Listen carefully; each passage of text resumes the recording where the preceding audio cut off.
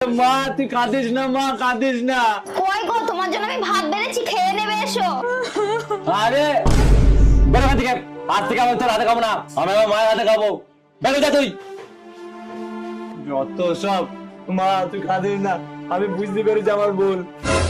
আজ থেকে তুই আমাকে রান্না করে দিবি মা, তোর হাতে রান্না খাবো আমি।